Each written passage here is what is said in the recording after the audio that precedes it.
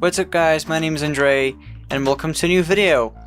Today another off-the-cuff video about things that are interesting to me. I know that you guys haven't seen a gameplay in a long while, and I've been actually avoiding to do gameplays in my personal channel for I don't know why. It just doesn't seem appropriate. A channel that has a lot about computers and technology in general, you know, posting Minecraft gameplay videos, it doesn't make any sense. Anyway, I want to thank everyone for 90 subscribers. This is so far the biggest channel I have ever owned. And, well, take consideration that I've been around on YouTube for 5 years. That wasn't supposed to be so much of a milestone, but it actually is to me. So thank you everybody for 90 subscribers. So, what's the point of making a Minecraft video now in this channel? So, I have been making a lot of tests on YouTube's video quality. I know that hundreds of thousands of videos are uploaded every day to YouTube, and Google has to store all of them, and they can't use a lot of space in their servers and all that thing, including the fact that we are not charged any cost to upload our videos to YouTube, no matter how big they are. But so there is a compromise. Is that the video quality sucks. The video quality is bad, is pretty bad. Now, I've been seeing that over the years, the thing that is most affected by YouTube's compression is Minecraft gameplays, because for some odd reason, it takes more effort of the codec to store the pixel of the textures moving around than it would normally take to do the same with normal video. So Minecraft looks horrible on YouTube. But the funny thing is that it hasn't always been like that.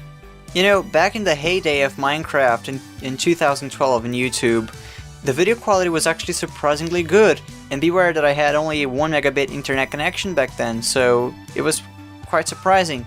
So, I don't remember when YouTube quit using the H.264 codec to stream their videos, and they created their own codec called VP9 to encode their streamable videos.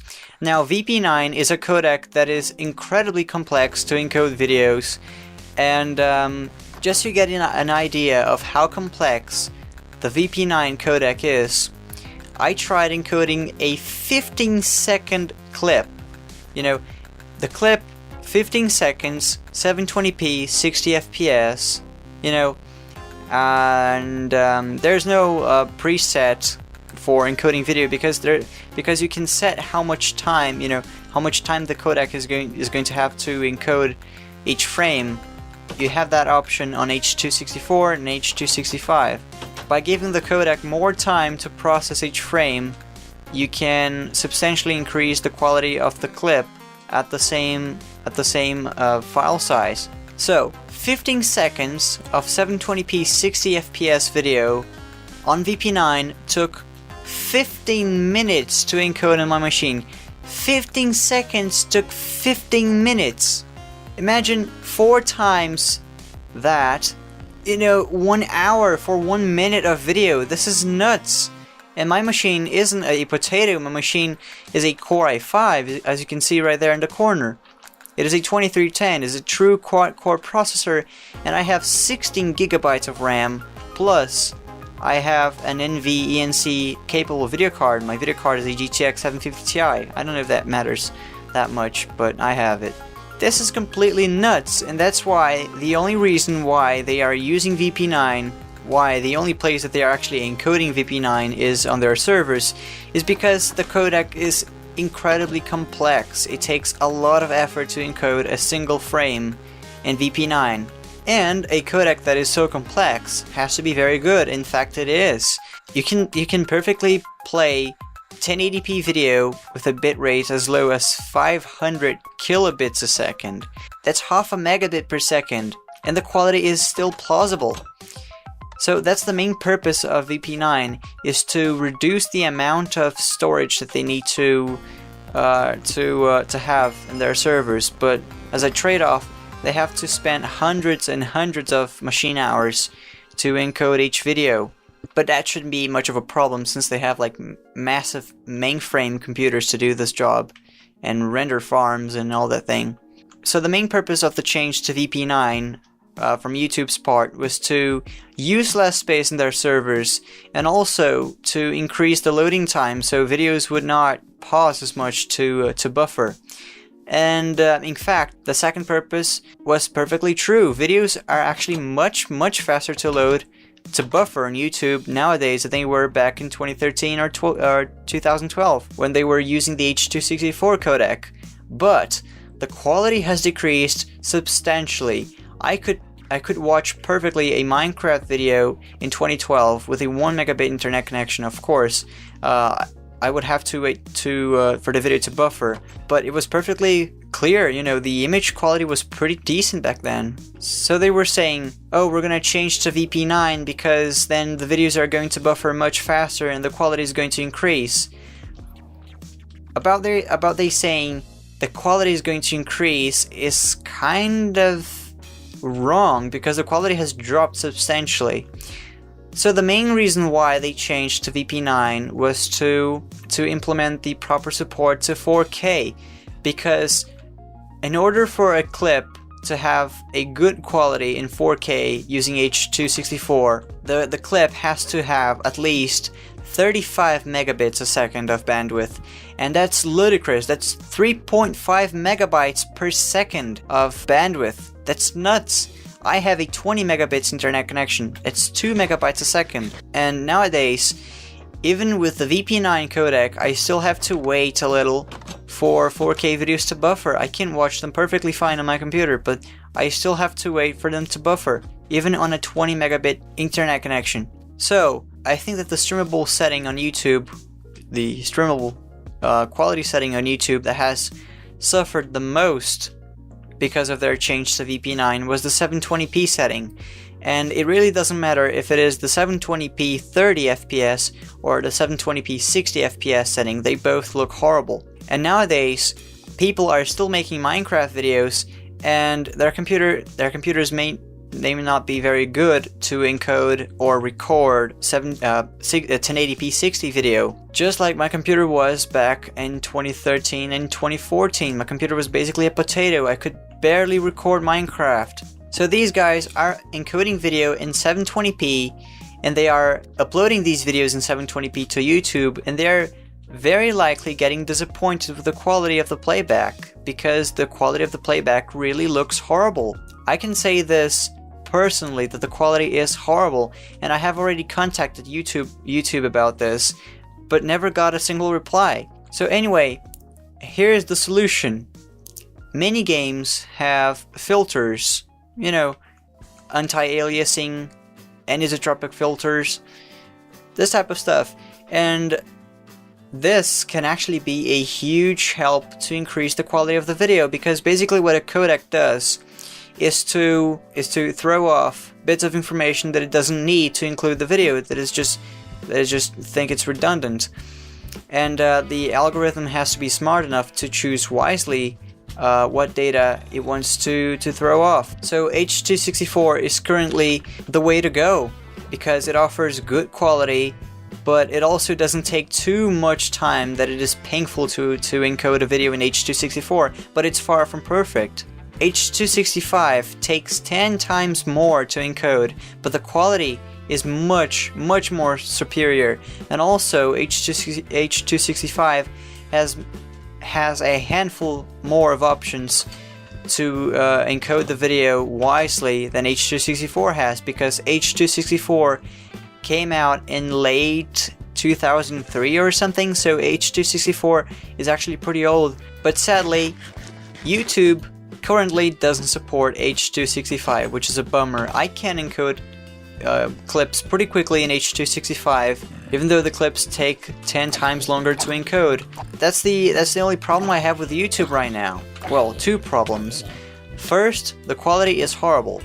Second, they don't support H.265. And third, but I wouldn't include so much in the list, is that the quality of the video, surprisingly enough, increases the more views a video gets. Because if a video has like 2 million views, YouTube is going to say, oh, this video is important, so let's optimize it on our VP9 codec so that it has optimal quality for everyone. And that's pretty much how they work. If the video is famous, it's going to have a better picture quality, but I am not quite sure how many views the video actually has to have in order to start to increase its picture quality. So back to the games filters thing. Right now we're playing Minecraft 1.10 using the Optifine mod.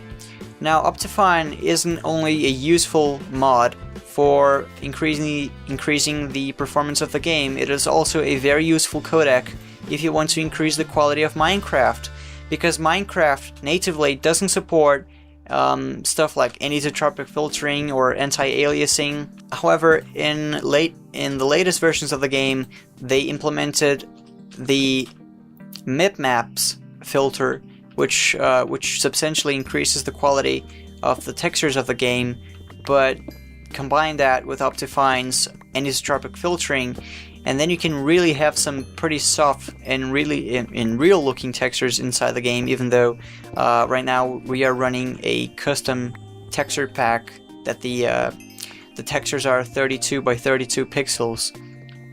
So right now we are running what it would be the optimum quality for YouTube 720p. Textures are filtered, you can see that they're pretty soft, and also the texture resolution is about twice as high as it would normally be on Minecraft Vanilla. So the thing is, if we have like a bunch of pixels, let me just go back to the default look.